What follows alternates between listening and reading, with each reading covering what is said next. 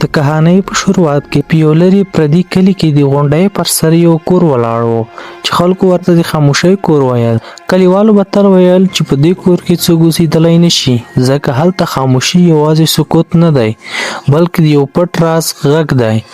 د ورځې پر مهال کور عادي ښکارېده، زاړه دیوالونه، ړنګ شوي کړکۍ او نیمه ورانه زینې.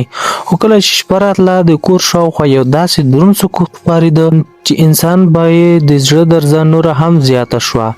نه د باد غږ، نه د مرغانو، نه د سپو، هیڅ نه. یوازې داسې چوپتیا لکه د نړۍ هر غږ پکې بند شوی وي. خلکو ویل که څوک د کور مخې ته ولاړ شي د خپلو قدمونو غږ به هم نه اوري. یو ځل د کلي څو ځوانان د زړورتیا په نوم د کور مخې ته لاړل. دوی په لوړ غږ وخندل، چیغې یې وکړې، خو کله چې دروازې ته نږدې شول غږونه یې ورو ورک شول، داسې لکه د دوی ټوکې او خندا د کور د دیوالونو ترمنځ بند شوي وي. له همدې شېبې وروسته ټول وېرېدل او بیرته وګرځېدل.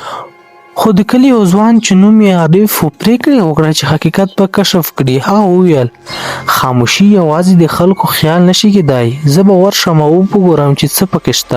هغه د شپې یو څراغ، د کاغذ کتابچه او قلم له ځان سره یووړ څو هر څه ولیکي. کله چې د کور دروازې ته ورسېده زړې لرګینې دروازې چیچک غږ یې وکړ، خو یوازې د یوه لحظه لپاره وروسته ټول غږ ورک شو. د هغه د زړه درزه دومره لوړه شوه چې احساس یې وکړ دا هم د سکوت برخه ده. عارف ورو ورو د کور دننه ورغی. فرش له دوړو ډک و، کړکۍ د کلونو زړې وې، خو تر ټولو عجیبه خبره دا وه چې د هغه قدمونو غږ ډېر ژر ورک کېده، داسې لکه د کور غږونه ترې کوي. هره کوټه تشه وه، یوازې زاړه وسایل او لرګي. په دویم پوړ کې یوه کوټه وه چې دروازه یې نیمه پرانیستې وه. کله چې هغه کوټې ته ننوت د مینځ په څوکۍ یو سیوری ښکاره شو. څراغ یې ورپورته کړ، څوک نه و، خو سیوری لا هم د دیوال سره لکه ناست کس ښکارېده. عارف سترګې ومینځلې، زړه یې درزه ډېره شوه، خو ځان یې قابو کړ. کتابچه یې راواخیستله او ویې لیکل سیوری دلته دی خو څوک نه ښکاري. ناڅاپه هغه ولیدل چې څراغ ورو ورو کمزوری کېږي، بلکې داسې لکه رڼا چې خپله منځه ځي. د کوټې سکوت نور هم دروند شو، دومره دروند چې عارف د خپل قلم غورځېدو غږ هم نه اورېده. د ده ذهن کې پوښتنه ګرځېده آیا خاموشي په خپله یو ژوندی شی دی؟ کله چې عارف د کوټې له کړکۍ بهر وکتل کلی نه ښکارېده، یوازې تیاره وه، داسې لکه کور د نړۍ له پاتو برخو جلا شوی وي.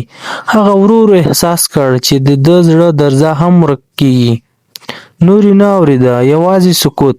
د عارف وروستۍ کرښه په کتابچه کې لیکل شوې وه خاموشي دلته یوازې چوپتیا نه ده، دا یو حضور دی، داسې حضور چې هر غږ څښي، حتی د انسان د زړه درزه. له هغې شېبې وروسته عارف بېرته کور ته راستون نه شو، یوازې دغه کتابچه د کور مخې ته وموندل شوه. او له هماغې ورځې وروسته کلیوالو هېڅوک د خاموشۍ کور ته بیا ورنه راغلل، ځکه هر څوک پوهېږي چې ځینې سکوتونه د اورېدو نه دي بلکې د ویرې ژور حضورونه دي. وروستی پیغام: ځینې وختونه سکوت د آرام معنا نه لري بلکې تر ټولو ستر راز نښه وي. هره چوپتیا یوازې تشه نه ده، کیدای شي د یو داسې حضور غږ وي چې نه ښکاري او تل موجود وي.